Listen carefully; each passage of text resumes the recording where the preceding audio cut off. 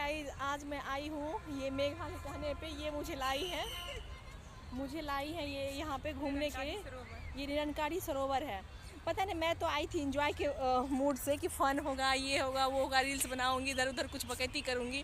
पर लिटरली बता रही हूँ कि जब मैं गई अंदर, वहाँ पे एक म्यूज़ियम था और म्यूज़ियम में अंदर गए तो इतना अच्छा फील हुआ कि मैं क्या ही बताऊँ। मेरा पूरा विचार जो है वो ही चेंज हो गया। अब बोलिए क्या फ़ील हुआ मुझे, वो मैं बताती हूँ। सबसे बड़ी बात कि उसमें उन्होंने जितना भी शिक्षा दिए कि निरंकारी जो सरोवर है, उनके जो फाउंडर हैं, उनकी क्या थॉट प्रोसेस थी, मतलब क्या वो चाहते थे, वो सब जितना भी था, ठीक है। उसका कड़क से अगर मैं बताना चाहूँ कि वो फाइनली क्या बताना चाह रहे थे, वो ये था कि सारे मानव एक है। ये धर्म गुरु जितने भी हैं विभिन्न धर्म के, उन सब का संदेश एक ही है कि हम इंसान हैं, इंसान में ही ईश्वर का वास होता है और हमें सद्भावना के साथ एक दूसरे के साथ रहना चाहिए।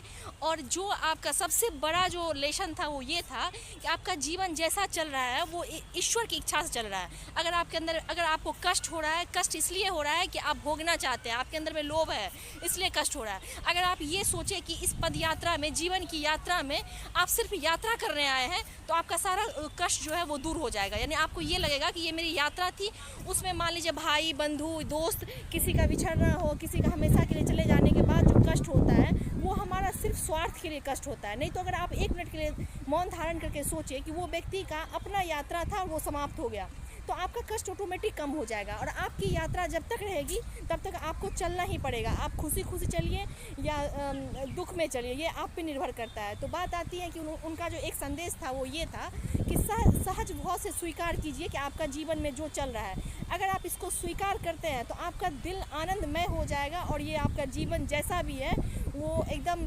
सदगुरु के सानिध्य में रह करके जैसे अमृत का पान लोग करते हैं, वैसे आप जीवन के हर मोमेंट को वैसे ही जी करके अपने आप को, यानी कि इस यात्रा को लगेगा कि जैसे मोक्ष की प्राप्ति हो गई और आप आनंदमय हो करके जीवन को जीते हुए व्यतीत करेंगे। यही संदेश था जो कि मुझे तो बहुत अच्छा लगा। अब मैं चलती हूँ। अब तक नहीं, पब्लिक बोर हो जाएगी क्या? अब मेघा क्या सुनी है, मेघा क्या सीखी है, वो आप मेघा की जुबानी सुनिए।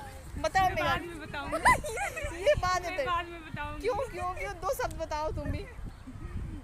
ये टोटल मान लीजिए कि मेरे को तो शांति मिला, मेघा को भी शांति मिल गया होगा, मुझे ऐसा लग रहा है। आई होप कि ये शांति हमेशा कंटिन्यू रहे। Thank you guys.